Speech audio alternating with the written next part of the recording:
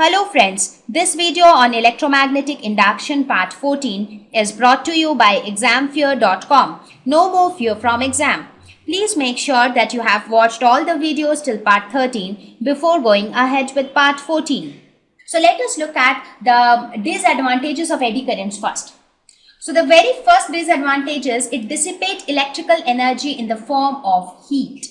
So this is a big disadvantage of eddy currents because as I mentioned you in the previous slide, what was happening when that metal plate is coming in the magnetic field, because of change in flux, current is getting induced in the field. Now as more and more current keeps getting inducing, so the amount of current in that metal plates increases. Now when the amount of current increases, the heat dissipation also increases because power which is dissipated in the form of heat is equal to I square R. That means it varies with I square. So if your current is increasing, your heat dissipation is increasing as square of current. So you can imagine how fast your power dissipation is increasing, right? So because of this fact that eddy currents get developed very quickly and it keeps increasing with magnetic field, therefore, the dissipation of heat also increases, which is a very big disadvantage because due to this heat, overheating of metallic cores of transformers, electric motors and many other such devices take place, and overheating of the core can spoil the device. Right, so nobody will want that the core should get overheated because transformers, electric motors or generators, they are all used for practical purposes for our day-to-day life, right? So and we use them, they are very roughly used, right? So it is very obvious that if the core, what is the core made of? The core is nothing but it is some metal core which is again wound with some metallic wire, right? So because of that arrangement, it will get heated very quickly. Now if it sometimes this overheating might also melt some wires or it can destroy the instrument on its own, right? So how do we prevent this? So there is a way by which we prevent this overheating of metallic cores. So what do we do? Generally very thin sheets of metallic core are taken in the form of thin metallic sheets. They are taken in the form of sheets and that is electrically insulated by some insulating material. For example, if this is your core, you insulate with your core with some insulating material. So now your heat cannot get transferred to the wires or the things surrounding it because there is an insulating material around it. So this kind of cores are known as laminated cores. So generally the insulating material which we use is something like lacquer. So because of this laminated cores, you are in a way reducing the eddy currents, right? So once the eddy currents are reduced, so your heat dissipation is also reduced. So because of the use of these laminated cores, the eddy currents are reduced. Now once you are able to reduce the eddy currents, your heat dissipation will also reduce because current reduced means your I reduced. I reduced means this power which is dependent on I square will also get greatly reduced. Therefore, the heat loss will be reduced to a large extent. Right? So this was the negative part of eddy currents. Now there are certain advantages of eddy currents as well. There are certain places where eddy currents play a very important role and which is advantageous to us. For example, when we talk about electromagnetic brakes, eddy currents play. So let us now see what is the role that eddy currents play in electromagnetic brakes. When we talk of electromagnetic brakes, we are talking of the brakes which are used to control the speed of fast moving electric trains, which you would have mostly seen abroad, right? In those trains, the arrangement is such that on the tracks, there are at certain places, big magnets are placed near the track. So with the help of those magnets, currents are induced on the wheels of the train. So before that, let us try to understand what was the need of having electromagnetic brakes. Why are these kind of brakes advantageous? So what do you get in your mind when you think of brakes? You remember of the normal mechanical brakes or the friction brakes, right? So friction brakes are generally how do they operate? They operate by rubbing. So that involves wear and tear, which turns out to be a little expensive, because in due course of time you need to maintain it, because wear and tear will happen. But when you consider electromagnetic brakes, it is like a very cheap alternative to your friction brakes, because it doesn't need any maintenance at all. You just need a magnet which is to be placed near the railway track, so that the magnet can produce a magnetic field, and because of that magnetic field it can induce a current in a nearby circuit. So that is it. So this electromagnetic induction doesn't need any other apparatus. It doesn't need any other maintenance. There is no wear and tear involved at all. So therefore it is a very economical alternative to friction brakes, right? So what happens in this electromagnetic brakes? Now we will see it in detail. Let us suppose that we have placed a very big magnet somewhere nearby the track on which the train will be moving. So now what happens, let us imagine this, for now you consider that this wheel is the wheel of the fast moving electric train. Okay, so we imagine that the outer rim of the wheel is coated with copper. So copper is mounted on the wheels.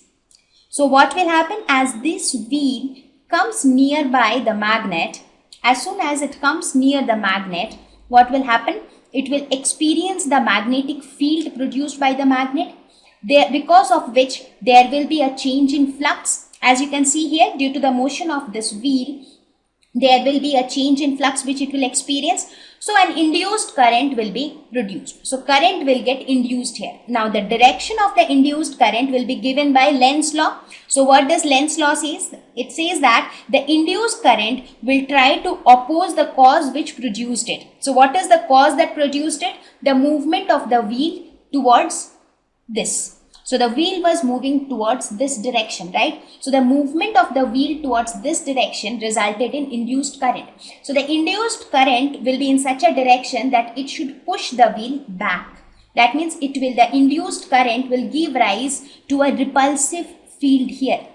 So there will be a repulsive induced field here. Getting me? Now what happens, because of this repulsive field, the train will get little slow down.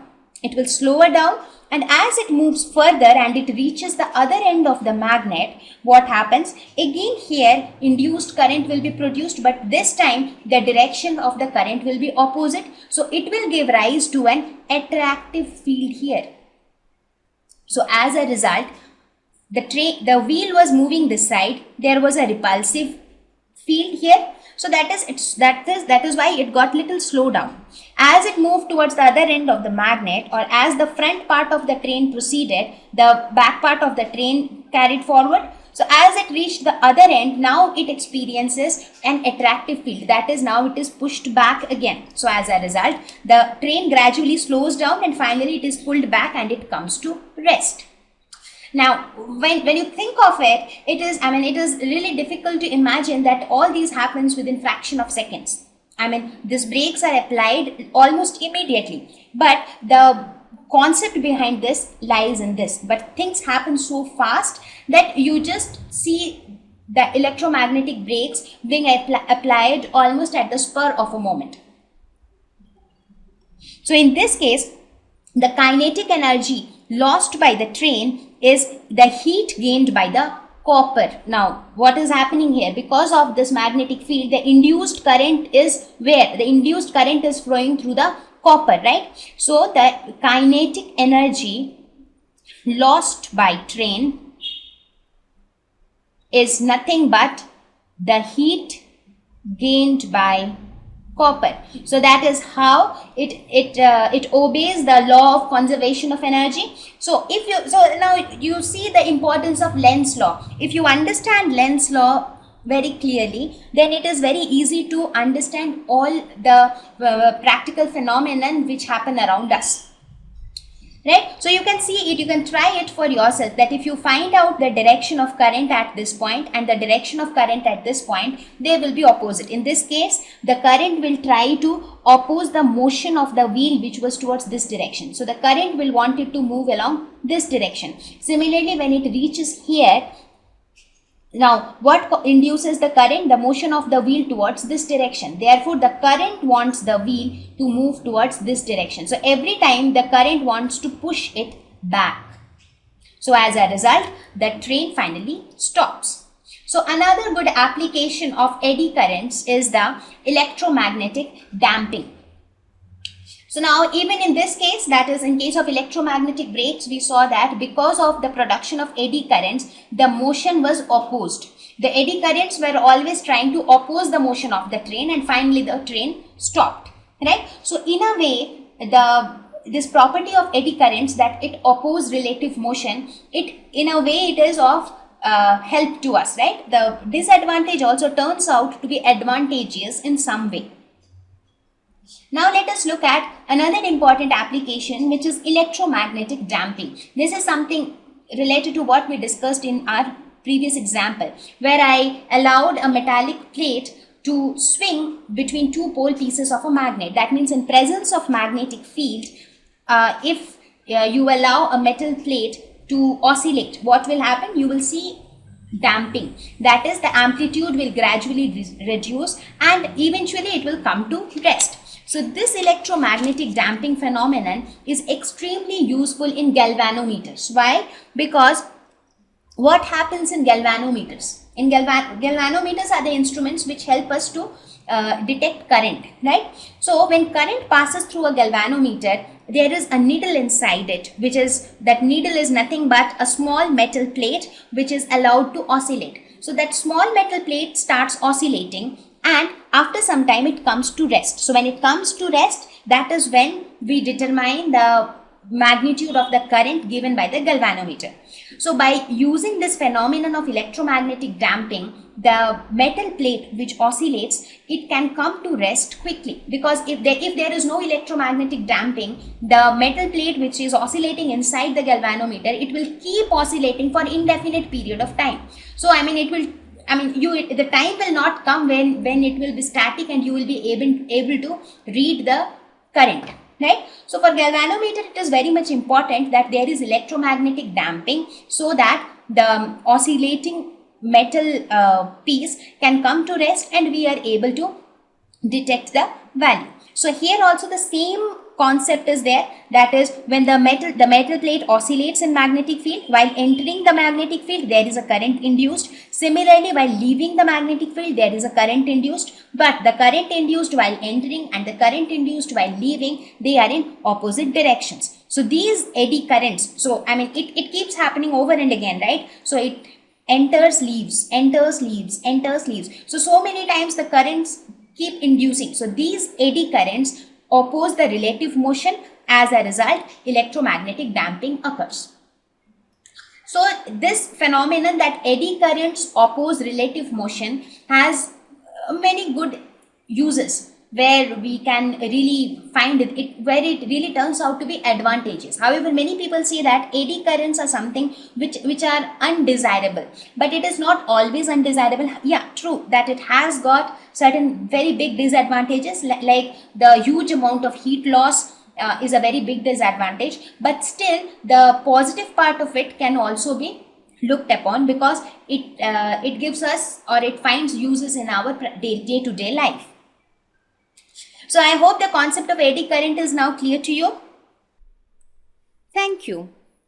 Please visit examfear.com to watch free educational videos, try free online tests, get the best quality study materials, study from the best tutors and mentors, and much more.